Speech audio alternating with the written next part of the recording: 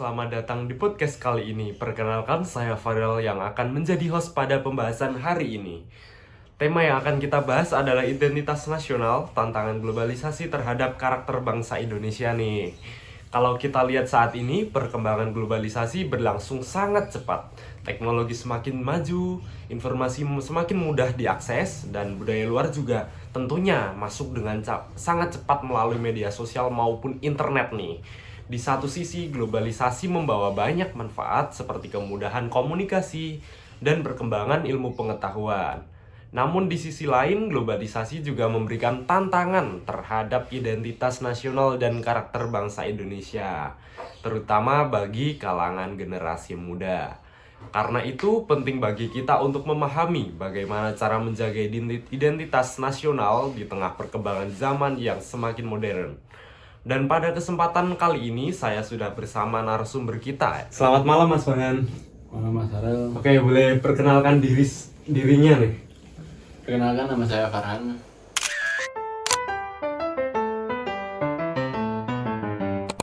Saya mahasiswa dari Universitas Widya Mataram jurusan Hukum semester 2. Terima kasih atas waktunya Mas Farhan. Oke, baik Mas Farhan, terima kasih juga sudah bersedia menjadi narasumber kali ini ya. Oke, langsung saja masuk ke pertanyaan pertama nih. Mas Farhan, sebenarnya apa sih yang dimaksud dengan identitas bangsa Indonesia?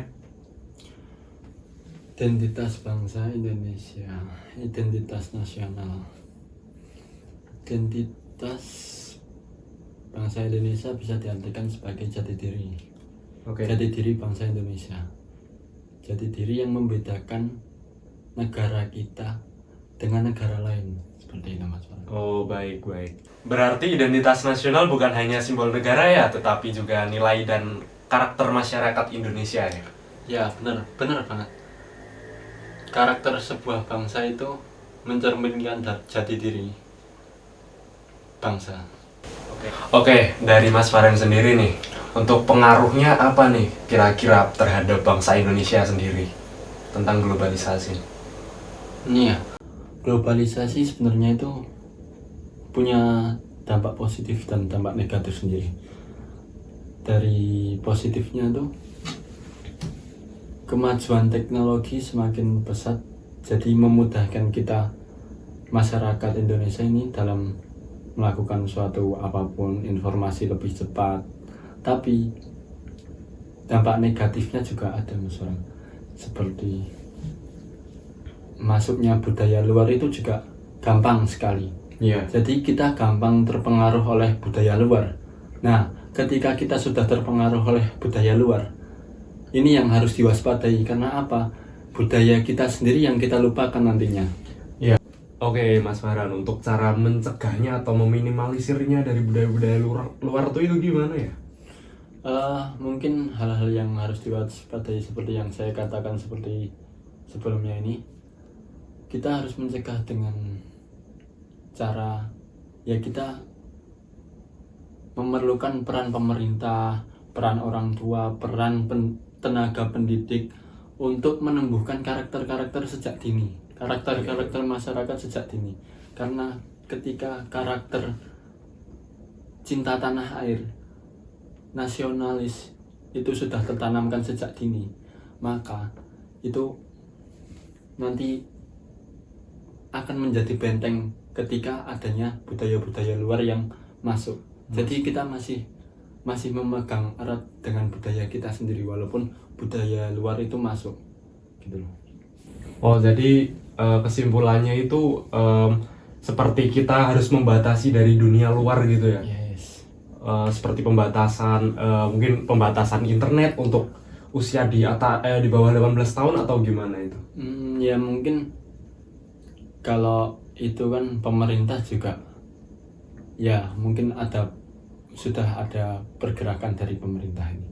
Mungkin dari pembatasan usia iya. Ya di televisi juga ada batasan umur. Ya, batasan umur. Biasanya seperti remaja 18 tahun gitu kan, tayangan-tayangan seperti itu. Dan yang berperan penting juga itu sebenarnya dari keluarga harus bisa bagaimana caranya kita mendidik anak, mengarahkan anak seperti ini, seperti itu, terus memberitahu lah ini tontonan seperti ini tuh nggak layak untuk anak di usia dini. Mana yang baik, mana yang buruk kan orang tua tuh berperan penting, keluarga itu berperan penting, keluarga, masyarakat sekitar itu berperan penting. Menurut Mas Farhan sendiri nih, apakah media sosial itu berdampak memperkuat atau melemahkan rasa nasionalisme sih? Sebenarnya untuk menguatkan atau melemahkan itu tergantung bagaimana kita menyaringnya, bagaimana kita memfilternya. Jadi sebuah budaya yang datang dari luar itu tidak semena-mena terus kita terima dengan begitu saja gitu ya. Iya. Ya, jadi harus kita saring dulu mana yang baik, mana yang jelek, dan jangan kemudian itu menjadikan momok terus menjadikan sebuah kebiasaan buruk, dan sehingga budaya-budaya kita itu terlupakan. Jangan sampai begitu. Jadi kita harus menyaringnya dulu, filtrasinya. Ya. Jadi untuk media sosial ini memiliki dua sisi gitu ya Mas ya? Benar sekali. Semua juga tergantung gimana kita menggunakannya kan. Masyarakat, gimana masyarakat itu menggunakannya, dan itu juga harus diberi penyuluhan terlebih dahulu oleh pemerintah gitu. Lalu menurut Mas Farhan sendiri, kenapa sih orang-orang tuh lebih tertarik ke budaya luar ketimbang budaya lokal sendiri gitu? Jadi menurut saya ya, karena untuk menguatkan atau melemahkan itu tergantung bagaimana kita menyaringnya, bagaimana kita memfilternya. Jadi sebuah budaya yang datang dari luar itu tidak semena-mena terus kita terima dengan begitu saja gitu ya. Iya. Ya, jadi harus kita saring dulu mana yang baik, mana yang jelek, dan jangan kemudian itu menjadikan momok terus menjadikan sebuah kebiasaan buruk, dan sehingga budaya-budaya kita itu terlupakan. Jangan sampai begitu. Jadi kita harus menyaringnya dulu, Filtrasinya. Ya. Jadi untuk media sosial ini memiliki dua sisi gitu ya Mas ya? Ya, benar sekali. Semua juga tergantung gimana kita menggunakannya kan. Masyarakat, gimana masyarakat itu menggunakannya, dan itu juga harus diberi penyuluhan terlebih dahulu oleh pemerintah gitu. Oke, baik.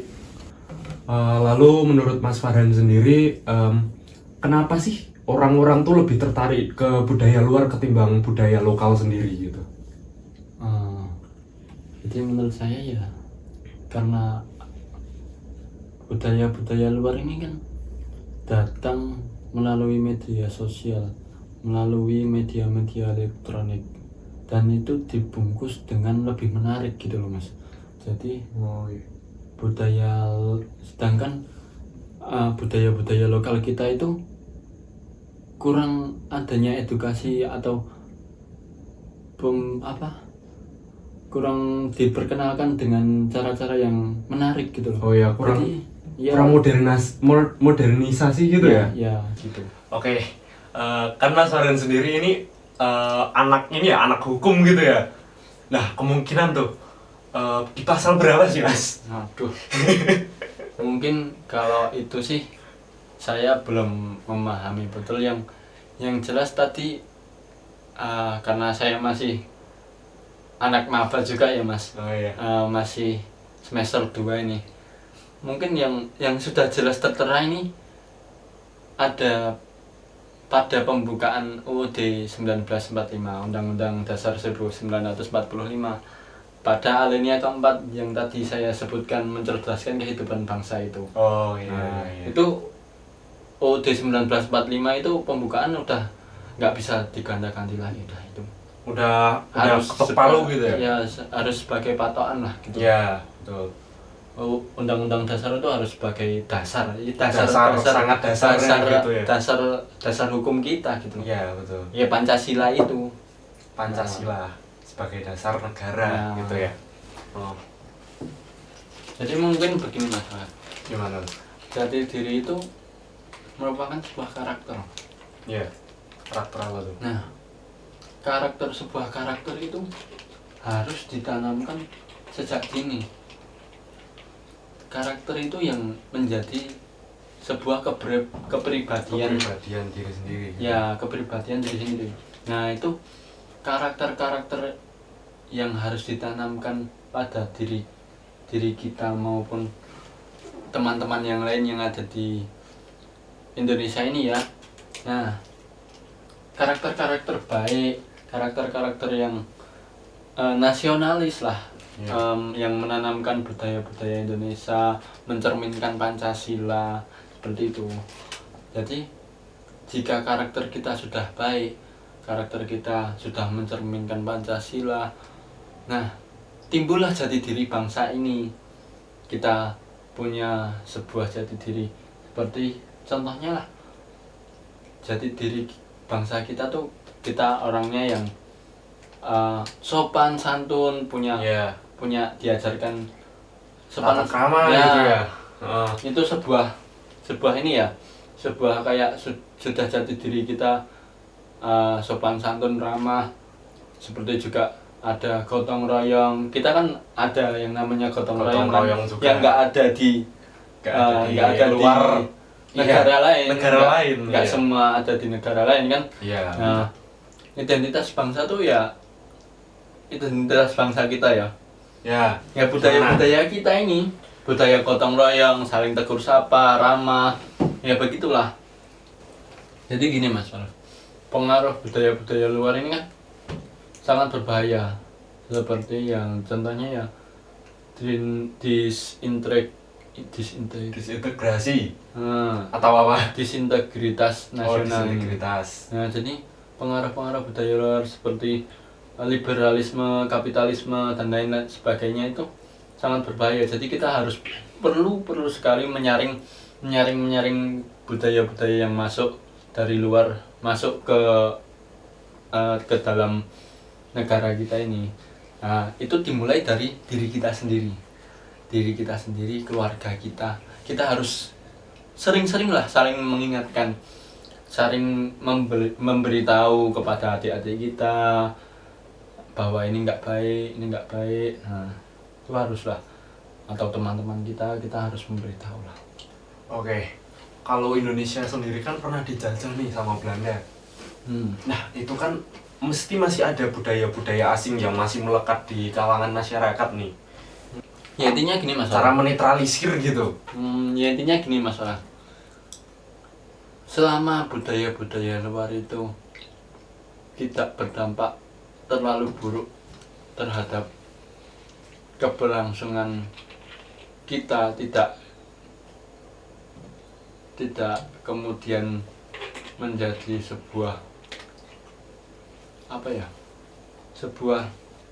budaya luar yang kemudian menjadi kebiasaan kita, itu tidak masalah sebenarnya. Mungkin bahasa dulu kan masih kebawa, seperti mungkin ember kalau jenengan tahu kan dari bahasa Belanda itu. Oh, apa itu Mas? Ya ember. Ya, ember. Kita cari bahasa Belanda yang ember ya Mas Farhan. Kan Coba saya cari dulu. Nih, bahasa Belanda. nih ya guys. Nih, Emer. tuh berasal dari kata emer. Oh, dengan arti apa itu Mas? Kalau emer atau ada arti tertentu atau gimana?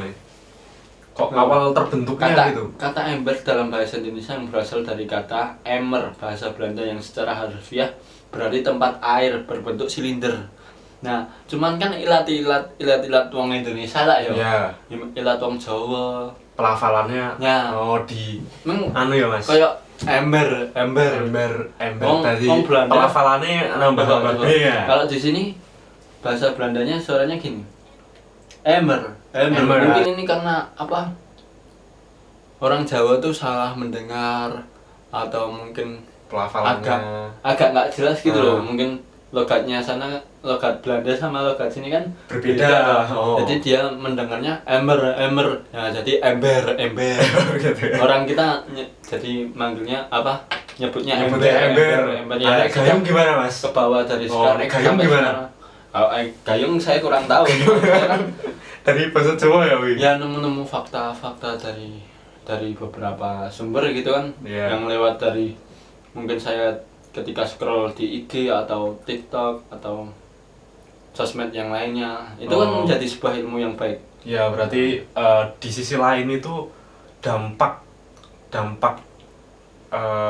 sosial media itu ada yang baik juga teman-teman. Ya, Seperti tadi ya bisa Ya. mengetahui apa sih asal usulnya gitu. ya tergantung kita dalam menggunakannya aja. Bijak dalam menggunakannya. Ya. Kita harus bijak-bijak dalam menggunakannya itu Mas Farhan.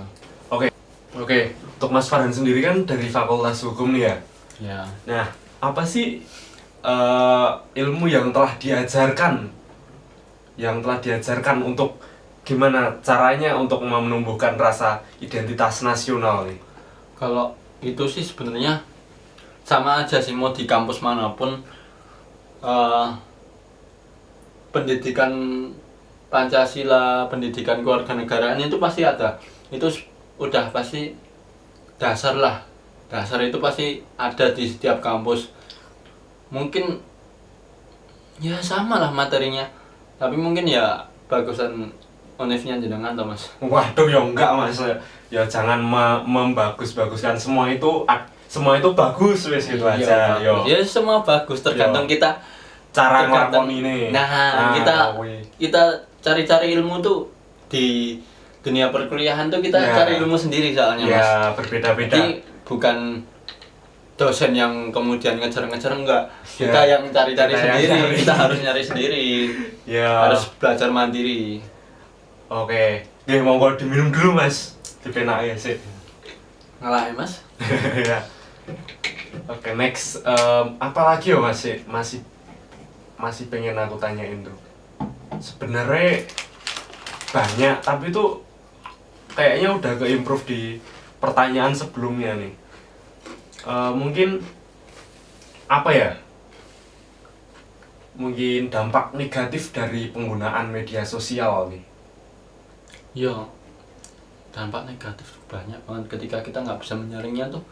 Dampak negatifnya tuh banyak banget loh. Seperti ketika kita nggak bisa menyaring sebuah berita, ini kita nggak bisa nyaring mana yang hoak, mana yang enggak, mana yang asli, mana yang hoak, kan itu sangat berbahaya. Apalagi sekarang ada AI itu Mas. Oh, tambah Nah, bahaya. itu tambah bahaya sekali. Kita harus bisa membedakan lah, membedakan mana yang asli, mana yang AI, mana yang hoak, mana yang enggak, mana yang berita asli, mana yang hoak. Itu kita harus bisa membedakan lah. Cuman kan kadang seperti hoak atau AI itu kan yang mudah terpengaruh tuh mungkin dari kalangan anak-anak di usia dini, anak-anak kecil. Iya, anak-anak Terus kecil mungkin dan orang-orang orang tua tua, ya, iya. kan gampang banget Gampang percaya sama banget. AI itu. Iya, betul. Oh ini ada ini.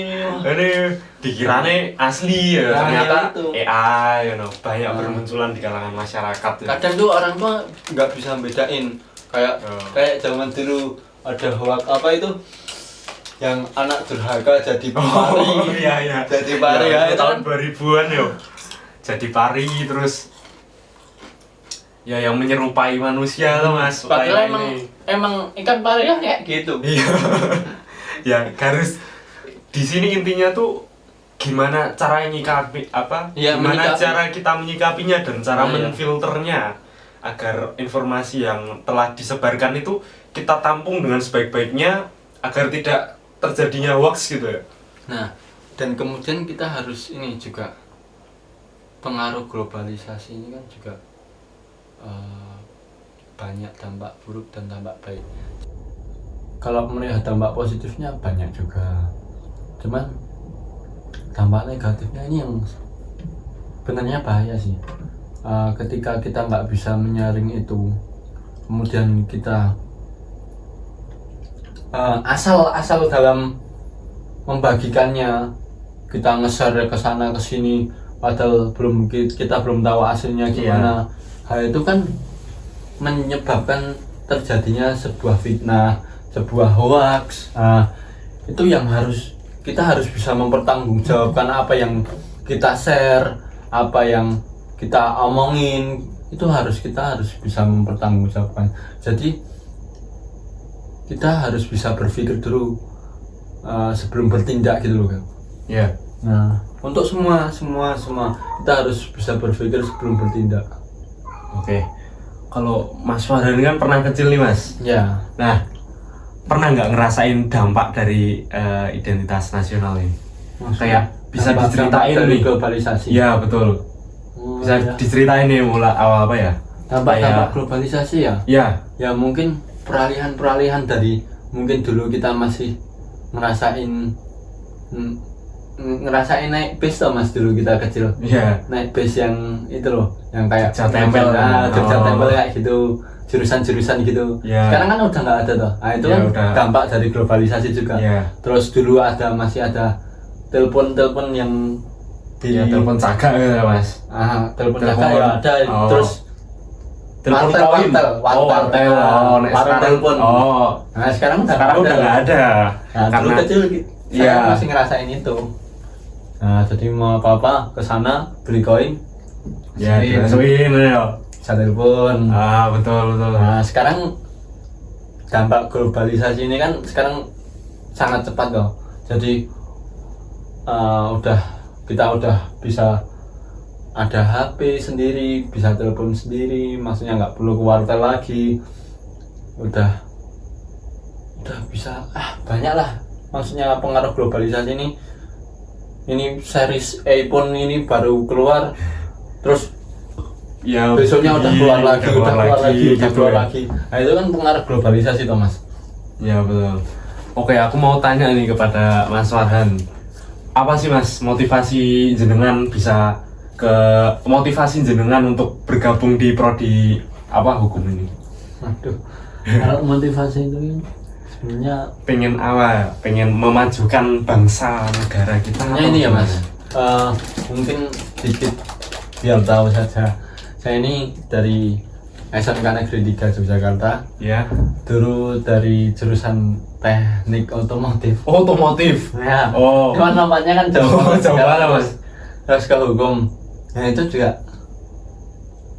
kalau dipikir-pikir sekarang aku juga bingung kenapa kok milih hukum. Nah sebenarnya pikiran saya dulu ketika memilih hukum tuh ini ya, mungkin kalau dilihat dan mungkin saya dapat info dari mungkin saudara-saudara saya, kalau hukum tuh prospek kerjanya lebih luas gitu loh daripada, sebenarnya saya awal mau ngambil sosiologi tapi ketika dikasih tahu hukum tuh prospek kerjanya lebih luas, kamu bisa di sini sini lebih gampang lah. Nah jadi saya coba ngambil hukum gitu loh. Dan akhir-akhir ini kan juga mungkin isu-isu yang berkaitan dengan hukum di Indonesia ini kan mungkin agak chaos ya Mas. Jadi saya gimana caranya biar saya tuh tahu hukum gitu loh.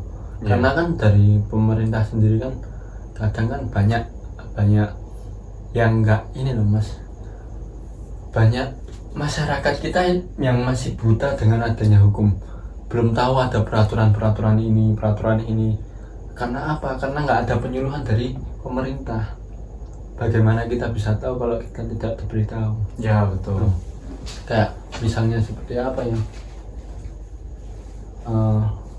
Ada peraturan ini, nah tapi masyarakat kan nggak tahu karena tidak diberi penyuluhan. Mungkin ketika diberi penyuluhan, diberi spanduk di jalan tentang apa peraturan ini tidak boleh ini. Seperti kalau kita lihat di sekarang kan banyak di Jogja ya tentang sampah itu. Oh, Nah, iya. kita kan jadi tahu itu peraturan hukumnya ada toh, tidak boleh buang sampah sembarangan. Ketika kita tidak ada penyuluhan seperti banner-banner gitu kan, kita tidak akan tahu toh Ya, pentingnya apa, pentingnya membuang sampah secara ya, terus mungkin membayar pajak itu wajib. Itu kan mungkin masyarakat belum tahu dasar hukumnya atau gimana kan, ketika di apa baliho gitu loh mas. Yeah. Nah itu dibuat gitu, mari buang sampah pada tempatnya. atau mari bayar pajak Ya. dengan tertib. Nah, terus dijelaskan hukumnya gini-gini kan, jadi masyarakat tahu toh mas. Nah makanya itu saya tuh berusaha masuk ke hukum ya, biar saya tahu hukum. Saya juga bisa membantu orang-orang awam, orang-orang yang tidak tahu hukum gitu loh, nggak tahu hukumnya, tidak, yang mungkin merasa tertindas gitu loh mas. Jadi gitu loh, agar saya dan keluarga atau teman-teman saudara terdekat saya tuh nggak terkibuli dengan hukum. Jadi saya tuh ingin masuk hukum. Bukan karena ingin terus jadi lawyer, enggak, cuman saya biar nggak dikibuli aja. Oh ya. Dengan hukum sekarang kan, karena hukum sekarang tuh kayak nggak pasti loh mas. Iya. Asli nggak pasti. Nah, untuk kayak yang tadi Mas Farhan bicara ini tentang pajak. Ya, ngomong-ngomong tentang identitas nasional tuh, pajak itu kan di untuk pemerataan nasional ya. Iya. Tetapi kok kenapa nggak rata mas antara daerah A dengan daerah B? Misalnya daerah B kita ambil contoh di Gunung Kidul dan daerah A di perkotaan gitu mas. Kayak jalannya itu kok nggak semulus di kota gitu. Padahal kan bayarnya pajak sama ya. Ya mungkin kalau itu sih saya belum mempelajari ya, belum mengetahui dengan pasti ya, karena dibilang mahasiswa rajin ya saya nggak rajin ya, nggak rajin baca juga ya, karena masih baru juga lah mas, saya masih semester 2. Mungkin ini yang harus ditekankan oleh pemerintah sih mas, pemerataan wilayah ya, dalam wilayah ya. Mungkin sekarang sudah mulai merata ya.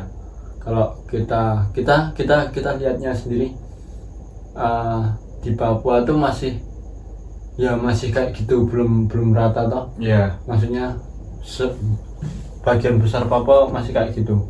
Nah, tapi setelah saya tahu dari teman-teman saya di Mimika itu, ternyata jalannya udah kayak Jogja gini mas. Oh udah kayak Jogja, Iya. tapi jarang terekspos gitu ya? Nah jarang terekspor ya. Oh, Jarang jadi- terekspos gitu. Jadi cuman kita aja belum tahu. Kadang mungkin masih ada beberapa wilayah yang belum dapat pemerataan itu ya. Pemerataan itu ya. pembangunan, Iya. pembangunan seperti itu. Oke, ngomongin tentang identitas nasional nih, aku agak meleset ngono mas, agak meleset. Pengen tanya nih tentang hak dan kewajiban. Hak dan kewajiban kan kayak kita tadi yang sudah dijelaskan sama Mas Farhan tadi. Kalau hak kita itu ya membayar pajak gitu ya, taat pada peraturan gitu ya. Hak kita itu Kewajiban, mohon maaf, kewajiban. Nah, kalau hak kita sendiri kan ada yang namanya kayak bebas bersuara gitu ya mas, kayak demo gitu ya. Tapi kok akhir-akhir ini tuh demo kadang dilarang gitu, kenapa itu? sebenarnya bukannya dilarang sih mas, kalau saya melihatnya ya, cuman dibatasi. Karena setiap demo kita sekarang tuh chaos. Ketika chaos, yang kena dampaknya itu siapa? Warga setempat mas.